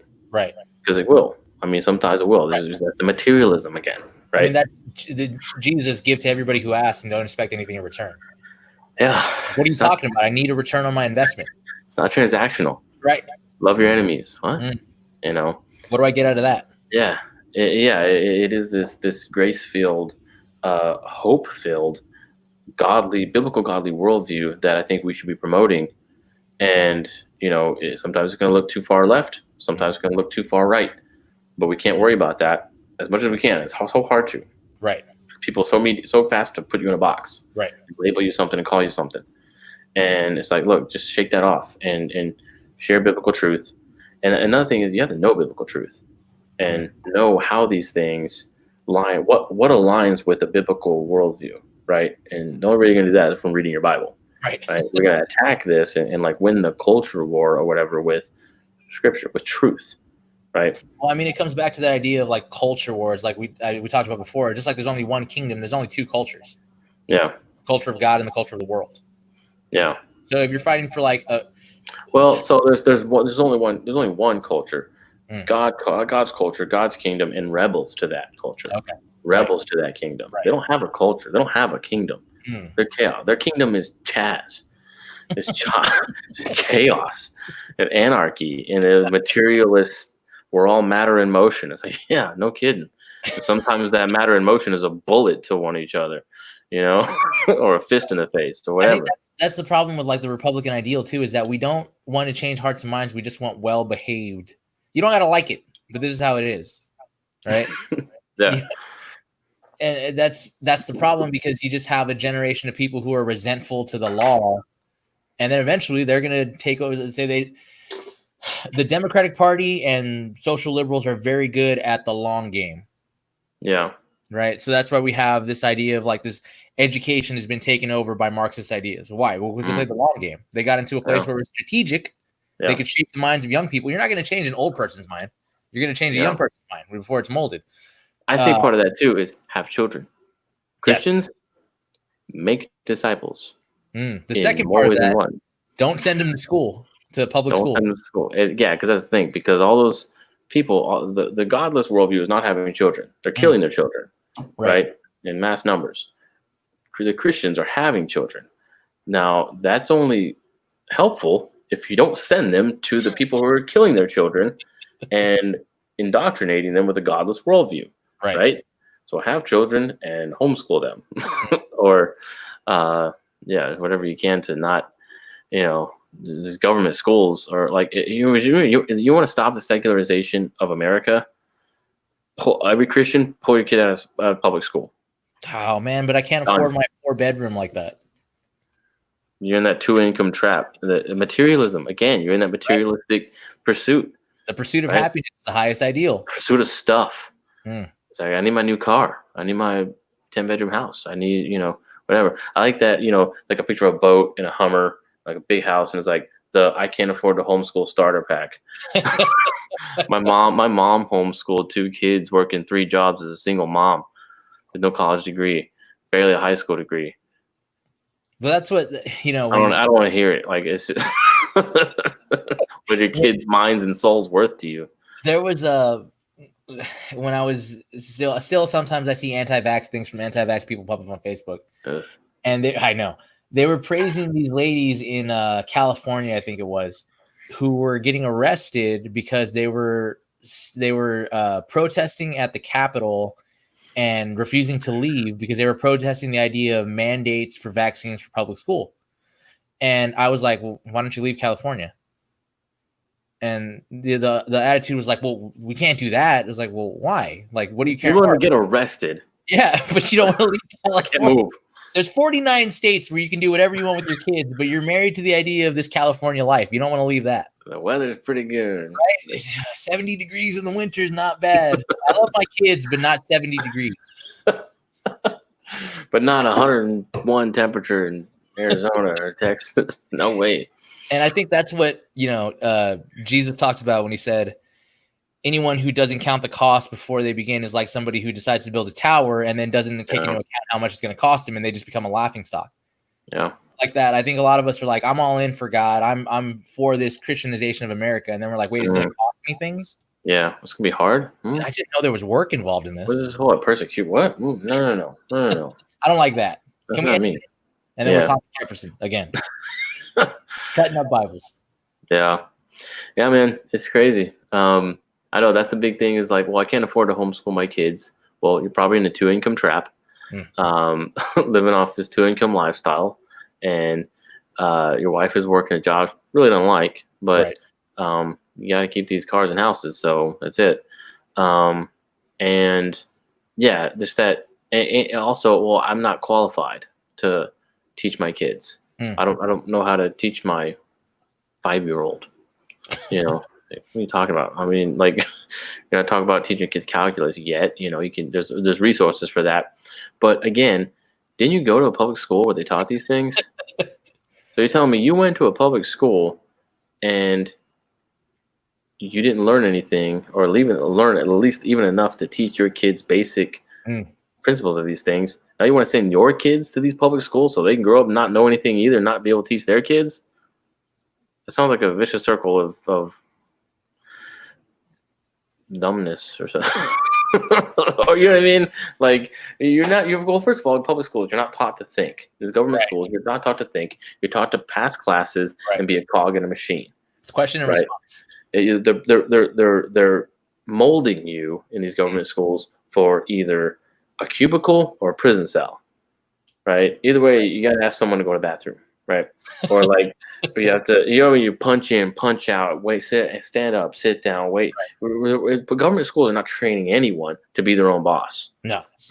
Or how to to think for themselves, how to think logically, think critically. They're teaching how to pass a test because their school needs money. And that's on test scores and district and property value and all these things. So, and I read something where like, something like 80%, some shocking number, like 80% of parents said they would not send their kids back to school if they open this year. Yeah, I did see that too. Yeah. That's good news, I think, for anybody's anti-government school. Like, wow, what are you going to do? I think they saw how useless it is. Like, everybody stopped going to school and nothing happened. Well, they got to sit in with their teachers all day. Oh, man. Think like, what are they doing? They're not doing anything. and also, I saw something too of like, good grades can count for students, but bad grades cannot count against them in this COVID teaching, remote teaching thing. So you literally cannot fail. And some kids aren't even showing up. There's like a lot of kids are just going AWOL. Yeah, why would count them? It's like, well, I don't know where they are. They're just doing something. And parents are essential workers, and so they're at home trying to do home computer school for themselves, and it's not happening. They're just skipping out. Well, what do you expect? So kids get a free year. And it's something that can be thrown away so easily and disregarded as like the importance of public school can be just tossed aside like, I'll just scratch this here. Like, what are you talking about? How important is this to you, education system? Well, I love when that kind of stuff happens because then it is like, oh, this really doesn't matter.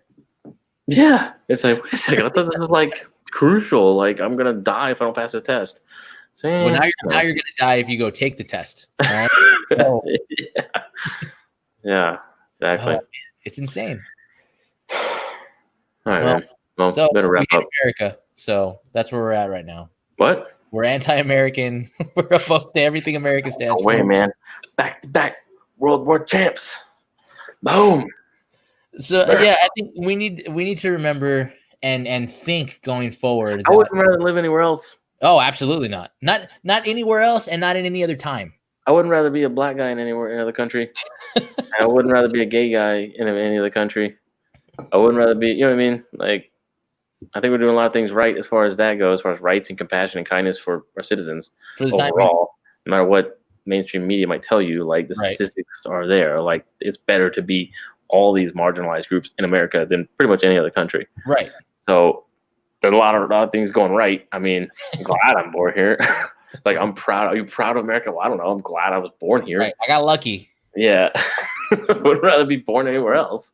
I can say I'm proud of us, but I don't want to live anywhere else.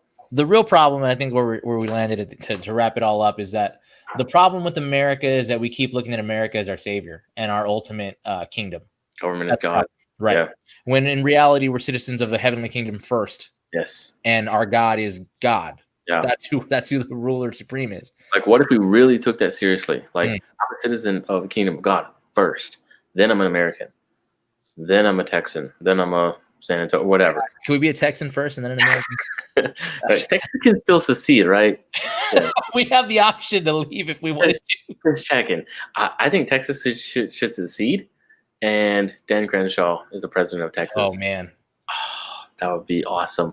Ooh, I don't I know. just snap my fingers. That would just be it. You know, all right, I'm gonna head out. Dan Crenshaw come to be our president of Texas. Oh, man. Man, How that'd be crazy awesome. is that going to look, though, when the president has an eye patch? Like he's always a supervillain? Superhero. What superhero wears an eye patch? Oh, man, we can find one. Give me a second. I'll find one. I'm telling you, like, Dan Crenshaw is just so reasonable, so, like, not talks like a politician. He just talks like a leader. He's a Navy SEAL. They went to Harvard, got blown up. Like, he knows how to lead under harsh circumstances. Right. You know what I mean? There's no leadership. Our nation is starved for leadership. Just talking about basic biblical principles of leadership of people. That we're lacking and starving for leadership. Well, think Joe Biden's leading the Democratic Party? Out of your mind.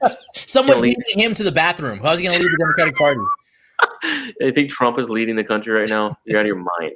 You think there's any sort of leadership? And people are looking too. People are looking at Andrew Cuomo for leadership. Oof. The highest death rate in the state of all states. You see the Pierce nipple conspiracy? Oh, he does. Oh my God, what a psycho! You can't follow. You want that degenerate? Speaking as a man with facial piercings, you can't follow a guy with pierced nipples. He doesn't. Freaking debauch. Freaking. So on that subject, maybe next week we'll talk about masculinity, because I think the problem with leadership is that we don't have masculinity in America anymore. Masculinity, that's a good one. Masculinity, leadership, yes. Toxic masculinity versus biblical masculinity. Right. That is something I've actually done a lot of research on. Yeah. Read several books on biblical masculinity. So I would love to talk about. Not that it's done me any good, but because you're still tiny and ineffective, is what you're saying. Still this dad bod, like corporate skill. You know what? I was working with some. We'll close up, but I was working with some comic book stuff this week because I was doing an art project, and I found some of those old Charles Atlas ads. Even you can be a man. All you got to do is send away for this. Weakling. Now look at me. You don't have to get sand kicked in your face anymore. Sand in that kid's face. Oh man, I love that. Weeks you can be lifting 2 girls on your arms. You know, that's Flex Mentallo. That's where they got the oh dude, Flex Mentallo's so good. I love Flex Mentallo. Oh, man, we're gonna have to talk about comics one day. Just get on here and do it. What's a way to like weave it into the worldview? You know what? We totally can. I totally could. Weave into read Super Gods. Did you read Super Gods? Yes, I did read Super Gods. Did I let you borrow it? No, I bought it. I actually went and bought Super Gods. Okay, I let somebody borrow it and they didn't read it. No, always happens. And did a they lot ever give it back? That was the real question. They give it back, but a lot of times I don't get the book back. Yeah. I'm just so mad. That's like you gave them a toaster, basically. So personally attacked. Like a microaggression. You don't return my book. You don't read it. That's a microaggression. I'm gonna get you one of those passive-aggressive home library sets where you can stamp it before you lend it out to somebody. Just a real dick. Like, I'm keeping track of all this. You're down, checked out. Yeah. All right. We'll see you guys next week. Thanks for coming by. All right. Peace. See you. Bye.